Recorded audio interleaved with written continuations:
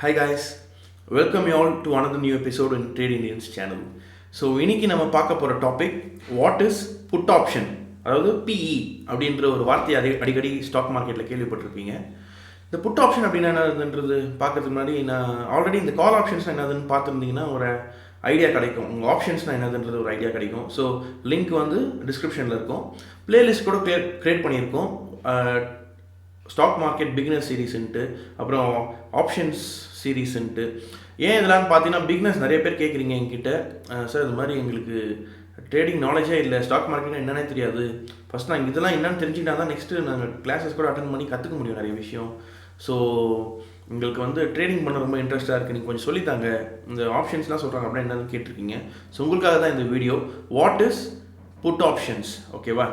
So put options அப்படின்னா என்னன்னு பார்த்தீங்கன்னா, ஷார்ட் செல்லிங்னா என்னதுன்னு உங்களுக்கு ஆல்ரெடி நான் சொல்லியிருப்பேன். கரெக்டாக மார்க்கெட் வந்து இன்கேஸ் நீங்கள் பியரிஷாக இருக்கிறீங்க அப்படின்னா, கீழே போகுது மார்க்கெட் அப்படின்னு எதிர்பார்க்குறீங்கன்னா, ஃபார் எக்ஸாம்பிள் ரிலையன்ஸ் ஒரு 2000 ரூபாயில் இருக்கான்னு வச்சுக்கோங்க. அந்த ரிலையன்ஸ் 2000 ரூபாயிலேருந்து ஏதோ ஒரு பேட் நியூஸு சொல்லிட்டு கீழே போகுது 1800 1700 அப்படிலாம் பெரிய ஃபாலோ ஒன்று ஆக போகுது அப்படின்னு யோசிக்கிறீங்க அப்படின்னா ஷார்ட் செல் பண்ணலாம். கரெக்டாக பட் ஒரு பிரச்சனை இருக்குது ஷார்ட் செல்லிங்கில். என்னது, இன்கேஸ் நீங்கள் செல் பண்ண அப்புறமா ஷார்ட் செல்லிங் பண்ண அப்புறமா மார்க்கெட் வந்து மேலே ஏறிடுச்சுன்னு வச்சுக்கோங்க.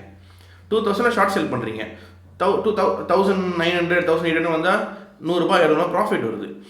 ஆனால் ரிஸ்க்கும் பார்த்தீங்கன்னா அதே டைமில் எப்படி இருக்குன்னா அன்லிமிட்டடாக இருக்குது. கரெக்டாக எவ்வளோ இருக்குது? 2000 இருக்குது, 2100 200 300 ஏதோ போயிட்டான்னு வச்சுக்கோங்க. ஏதோ பெரிய நல்லது நியூஸ் வந்துடுச்சு ரிலையன்ஸில், செம்ம குட் நியூஸு, ஸ்டாக் மார்க்கெட்டு ஐ மீன் ப்ரைஸஸ்லாம் பயங்கரமாக வந்து ஏற போகுது அப்படின்னு நீங்கள் பண்ண டைமில் போயிட்டு அவங்க கெட்ட நேரம் சப்போஸ் மேலே போயிடுச்சுன்னு வச்சுங்க, 2100 200 300ன்னு 2300க்கு போனால் எவ்வளோ லாஸ் உங்களுக்கு? 300 பாயிண்ட்ஸ் லாஸ். கரெக்டாக இன்னும் 2400 போனால் 400 பாயிண்ட்ஸ். ஏன்னா நீங்கள் 2000 செல் பண்ணீங்க ஃபஸ்ட்டு, வித்துட்டு வாங்குறன்ற பேரில் என்ன பண்ணிட்டீங்க, ஷார்ட் செல் பண்ணுறன்ற பேரில் 2000 செல் பண்ணிட்டீங்க. ஸோ போக போக லாஸு அதை ஃபுல்லாக கேப் பண்ணுறதுக்காக, அப்சைட் ஃபுல்லாக லாஸஸ் கேப் பண்ணுறதுக்காக கொண்டு வந்த இந்த இன்ஸ்ட்ருமெண்ட் தான் ஆப்ஷன்ஸ். அதில் வந்து புட் ஆப்ஷன்ஸ்ன்றது ஸ்பெஷலாக பியரிஷ் மார்க்கெட் எதிர்பார்க்குற ஸ்பெக்குலேட்டர்ஸ்க்கும் சரி, அவங்களுக்கு வந்து ப்ராஃபிட் பண்ணுற ஒரு ஆப்பர்ச்சுனிட்டி கொடுக்குறது தான் வந்து புட் ஆப்ஷன். சரியா?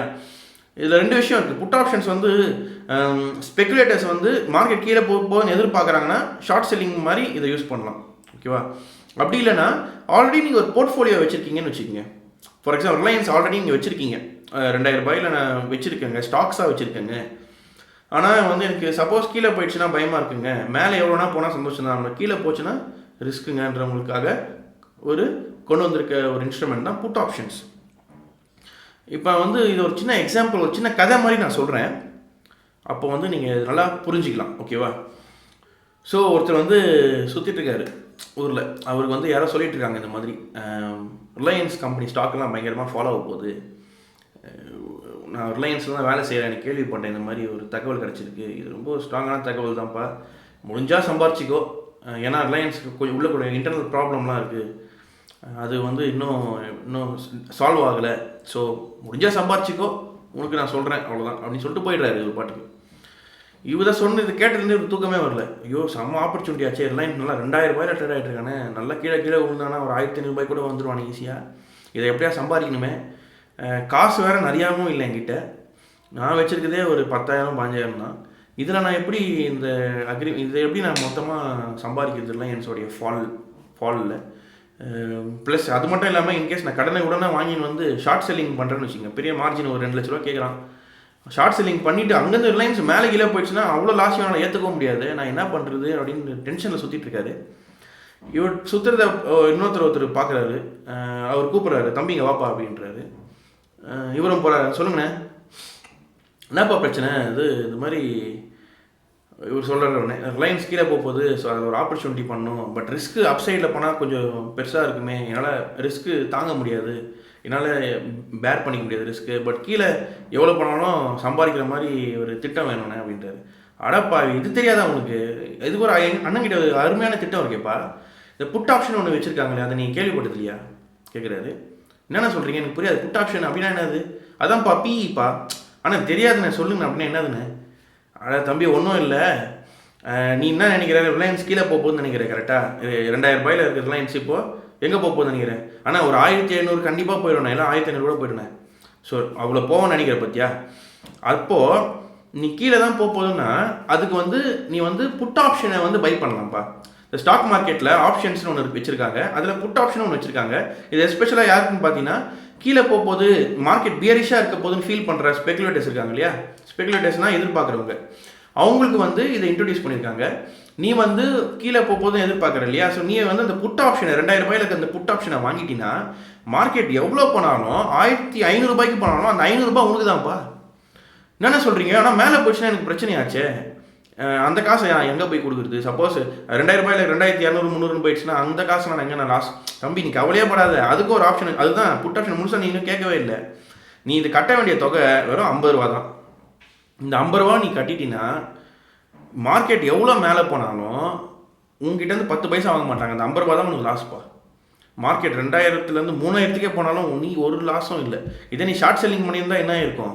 நீ 2000 ரூபாயில் இருக்க மார்க்கெட் 3000க்கு போனால் 1000 ரூபாய் உன் பாக்கெட்லேருந்து எடுத்துருவானுங்க. ஆனால் இதில் அப்படி இல்லை தம்பி, எவ்வளோ கீழே போனாலும் உனக்கு அப்படியே ஃபுல் ப்ராஃபிட்டு. ஆனால் எவ்வளோ தான் மேலே போனாலும் உன் லாஸு வெறும் 50 ரூபா தான்ப்பா. இதை சொன்னோன்னே கேள்விப்பட்டேன் தம்பிக்கு ஒரே ஷாக் ஆகிடுச்சு. அவருக்கு என்ன இப்படி ஒரு திட்டமா, இது தெரிஞ்சிருந்தால் முதல் நாளே மெட்ராஸ்க்கு வந்து முதல் நாளே சம்பாதிக்க ஆரம்பிச்சிருக்கோம்டா அப்படி இப்படின்னு ஒரே சந்தோஷமாயிட்டு உடனே போகிறாரு, அந்த போயிட்டு ஒரு புட் ஆப்ஷனை வாங்கிடுறாரு. ஸோ இப்போ ஓரளவுக்கு புரியும் நினைக்கிறேன். புட் ஆப்ஷன்ஸில் வந்து என்ன இருக்குல்ல, அன்லிமிட்டட் ரிஸ்க்லாம். இப்போ ஆப்ஷன்ஸ்லேயே வந்து ஃபஸ்ட்டு அன்லிமிட்டட் ரிஸ்க்லாம் இல்லை, ஆப்ஷன் பையருக்கு நான் சொல்கிறது. அன்லிமிட்டட் ரிஸ்க்லாம் இல்லை. கால் ஆப்ஷன்ஸ் பார்த்துருந்தீங்கன்னா உங்களுக்கு ஆல்ரெடி தெரிஞ்சிருக்கும் இல்லையா. ஆப்ஷன் பையருக்கு எப்பவுமே லிமிட்டட் ரிஸ்க் தான், அன்லிமிட்டட் ரிஸ்க்கு கிடையாது. பட் ப்ராஃபிட் வரும்போது அன்லிமிட்டட் ப்ராஃபிட்டு. ஏன்னா உங்களுக்கு ஏதாச்சும் சைடில் மார்க்கெட்டு நீங்கள் எதிர்பார்க்குற சைடில் ஃபேவரபுளாக போச்சுன்னா நல்லா ப்ராஃபிட் பண்ணலாம். ஆனால் இதில் பார்த்துக்குங்க, 2000 ரூபாயில் ஒரு புட் ஆப்ஷன் வாங்குறாரு பார்த்தீங்களா. இந்த புட் ஆப்ஷன் 2000 ரூபாய்க்கு வாங்கினா கூட அந்த 50 ரூபா கட்டிடுறாரு பார்த்தீங்கன்னா, அந்த 50 ரூபா வந்து ஒரு ப்ரீமியம் அமௌண்ட் தான், அது வேஸ்ட்டாக தான் போகுது. கண்டிப்பாக டைம் போக போக டிகே ஆகிட்டு அந்த 50 ரூபா போயிடும். ஸோ இவருக்கு லாபம் எப்போ அவங்க வர ஆரம்பிக்கும்னு பார்த்தீங்கன்னா 1950 கீழே வந்தால் தான் மார்க்கெட்டில் லாபமே ஸ்டார்ட் ஆகுது இருக்கு. ஏன்னா ஆல்ரெடி ஒரு 50 ரூபா கொடுத்துட்டாரு. அப்போ அந்த 50 ரூபா ரிட்டர்ன் கொடுத்து 50 ரூபா எடுத்து ஆகணும்ல இவர், கரெக்டுங்களா? ஸோ 1950 கீழே தான் வந்து என்ன ஆகுது, மார்க்கெட்டில் ப்ராஃபிட் ஸ்டார்ட் ஆகுது. ஸோ அப்போ 1950 கீழே எவ்வளோ போனாலும் ப்ராஃபிட் தான். பட் மார்க்கெட் இன்கேஸ் 1950க்கு கீழே போகலன்னா இவர் கொடுத்த 50 ரூபாய் வந்து அப்படியே கரைஞ்சி போயிடும், காற்றுல வேஸ்ட்டாக தான் போயிடும். ஓகேவா? சப்போஸ் 2000க்கு மேலே போச்சாலும் இவர் கொடுத்த 50 ரூபா போயிடும். பட் இதை வந்து விற்கிறதுக்கும் ஒரு ஆள் இருக்காங்க. இப்போ இவர் வந்து 50 ரூபா கொடுக்குறாருன்னா அந்த 50 ரூபா வாங்குறதுக்கு ஒருத்தர் இருக்கான். அவன் என்ன சொல்கிறான்னா, தம்பி நீ வந்து இந்த 50 ரூபா விட வாங்கிக்கிறேன், உனக்கு வந்து 2000 ரூபாயில் ஷார்ட் செல் பண்ணுற உரிமையை நான் தரேன். ஓகேவா? ஷார்ட் செல்லிங் வந்து நீ ஃபியூச்சர்ஸில் பண்ணவனா ஆப்ஷன்ஸில் வந்து ஷார்ட் செல் பண்ணுற உரிமையை தரேன், அந்த உரிமையை வந்து நீ வாங்கிக்கோ என்கிட்ட இருந்து. அதுக்கு பேர் தான் புட் ஆப்ஷன் பையிங். இப்போ புரியுதா? நல்லா புரிஞ்சுக்க நினைக்கிறேன். அந்த 2000 ரூபாயில் ஷார்ட் செல் பண்ணுற உரிமையை, ஓகேவா, புட் ஆப்ஷன் செல்லர் வந்து விற்கிறாரு, உரிமையை விற்கிறாரு. ஓகேவா? அதுதான் புட் ஆப்ஷன் செல்லரு. அந்த உரிமையை வாங்கிக்கிறாருல இவர் வந்து புட் ஆப்ஷன் பையர். என்னன்னு கொடுத்து வாங்குறாருன்னா, அந்த 50 ரூபா நான் கொடுத்துட்றேன்ப்பா, எனக்கு என்ன பிரச்சனை வந்தாலும் நீ தான் பார்த்துக்கணும், மார்க்கெட் ஆனால் எவ்வளோ கீழே போனாலும் நான் ப்ராஃபிட் எடுத்துப்பேன்ப்பான்றார். சிம்பிளாக எப்படி தெரியுமா இது? நீங்கள் அதான் திருப்பி சொல்கிறேன் பாருங்கள். இன்கேஸ் நீங்கள் ஒரு காரை வச்சுருக்கீங்க, ஓகேவா, காருக்கு வந்து என்ன தான் ஆக்சிடென்ட் ஆகிடுச்சாலும் கார் ஆக்சிடென்ட் ஆகிறதுக்கு முன்னால் என்ன கண்டிஷன் இருந்துச்சு, அந்த கண்டிஷனுக்கே காரை திருப்பி கொடுத்துறேன்றது தான் யாரோட வேலை? இன்சூரன்ஸ் கம்பெனியோட வேலை. ஸோ இப்போ என்ன பண்ணுறீங்க, பேசிக்கலாக ஆக்சிடென்ட் ஆகிட்ட அப்புறமாவும் நீங்கள் என்ன பண்ணுறீங்கன்னா காரை வந்து பழைய கண்டிஷன்லேயே எனக்கு வேணும்ன்ட்டு என்ன பண்ணுறீங்க, இந்த கார் ஆக்சுவலாக என்ன பண்ணுறீங்க, 10 லட்ச ரூபா கார் வச்சுருக்கீங்கன்னா நல்லா ஓட்டி ஆக்சிடென்ட் ஆனால் கூட 10 லட்ச ரூபாய்க்கு வித்துட்ட மாதிரி தான் அந்த காரை. ஆக்சிடென்ட் ஆன அப்புறம் அந்த காரோட வேல்யூ என்ன இருக்கும், ஒன்றுமே இருக்காது, 0 ஆகிட்டு இருக்கும், நல்லா சொட்டையாயிடுச்சுன்னா, நசுங்கி போயிடுச்சுன்னா. ஆனால் நீங்கள் என்ன பண்ணீங்க உஷாரா, 10 லட்ச ரூபாய்க்கு நல்லா ஓட்டுறதுலாம் ஓட்டிட்டு விற்றாலும் 10 லட்ச ரூபாய்க்கே விற்றுட்டீங்க. எப்படிங்க விற்றீங்கன்னு கேட்பீங்க. எப்படிங்க விற்றீங்கன்னா, நீங்கள் வந்து அந்த அந்த இன்சூரன்ஸை வாங்கிட்டீங்களே, ஸோ என்னதான் டேமேஜ் ஆனாலும் காருக்கு எவ்வளோ தான் பிரச்சனை வந்தாலும் அந்த பிரச்சனையை இன்சூரன்ஸ் கம்பெனிக்காரன் பார்த்துக்க போகிறான் அப்படின்ட்டு. பட் இதில் ஒரு சிக்கல் என்னன்னா, உங்கள் கார் டேமேஜ் ஆகலைன்னா என்ன ஆகுது, அந்த காசு அப்படி இன்சூரன்ஸ் கம்பெனிக்காரன் எடுத்துன்னு போயிடும். ஸோ அதுதான் இங்கே நடக்குது புட் ஆப்ஷன்ஸில். புரியுதா? எவ்வளோ தான் மார்க்கெட் கீழே போனாலும் அதை வந்து நீங்கள் ப்ராஃபிட்டாக நீங்கள் எடுத்துன்னு போயிடுறீங்க. ஓகேவா? ஆனால் அதை வந்து பேர் பண்ணிக்கிறதுக்கு ஒருத்தர் இருக்கிறாரு, அவர் தான் புட் ஆப்ஷன் செல்லர். ஸோ நல்லா புரிஞ்சிச்சுன்னு நினைக்கிறேன். இருந்தாலும் ஏதோ டவுட்ஸ் இருந்தால் கமெண்ட் செக்ஷனில் கமெண்ட் பண்ணுங்கள். நம்ம இன்னும் டீட்டெயில்டாக வந்து இதை வந்து நெக்ஸ்ட்டு வந்து இந்த ஏடிஎம், ஐடிஎம், ஓடிஎம் சொல்லுவாங்க, ஸ்ட்ரைக் ப்ரைஸஸ்ன்னு சொல்லுவாங்க. எந்த ஸ்ட்ரைக் ப்ரைஸில் விற்கிறீங்க, 2000 ட்ரேட் ஆகிட்டு இருக்கும்போது 2000லேயே விற்றீங்க, அது வந்து ஏடிஎம் ஸ்ட்ரைக் ப்ரைஸ் சொல்லுவாங்க. ஸோ அதெல்லாம் வந்து இன்னும் டீட்டெயில்டாக, ஏன்னா ஒரு வீடியோவில் ஒரு மேக்ஸிமம் நிறைய பேர் கேட்குறது வந்து ஒரு 15 நிமிஷம்குள்ளே முடிச்சிங்கன்னா அப்போது உங்களுக்கு கொஞ்சம் புரிஞ்சிக்கிறது ஈஸியாக இருக்குது ப்ரோ அப்படின்றீங்க. அதனால வந்து 15 மினிட்ஸ்க்குள்ளே நான் முடிக்க பார்க்குறேன் இந்த வீடியோ. ஓகேவா? ஸோ என்ன கொஸ்டின்ஸ் இருந்தாலும் கமெண்ட் செக்ஷனில் கமெண்ட் பண்ணுங்கள். ஸோ நெக்ஸ்ட் வீடியோ பார்த்தீங்கன்னா ஏடிஎம், ஐடிஎம், ஓடிஎம் இதெல்லாம் வந்து எக்ஸ்பிளைன் பண்ணுறேன் இன்டெப்த்தாக. கவலையப்படாதீங்க. ஆப்ஷன்ஸில் கண்டிப்பாக எல்லோரும் ட்ரேட் பண்ணுற மாதிரி ஒரு நாலேஜை நான் உங்களுக்கு கொடுக்குறேன். That is my word. ஓகேவா? So please do subscribe to our channel. நீங்கள் சப்ஸ்கிரிப்ஷன்ஸ் பட்டன் கிளிக் பண்ணும் போது எனக்கு ரொம்ப மோட்டிவேட் ஆகுது. நிறைய பேர் வராங்க, இன்ட்ரெஸ்டாக இருக்காங்க, கேட்குறதுக்கு ரொம்ப ஆர்வமாக இருக்காங்கன்றதை பார்த்து நான் இன்னும் ஆர்வமாக வீடியோஸ் பண்ணுறேன். சரிங்களா? Thank you all. தேங்க்ஸ் ஃபார் வாட்சிங். பை.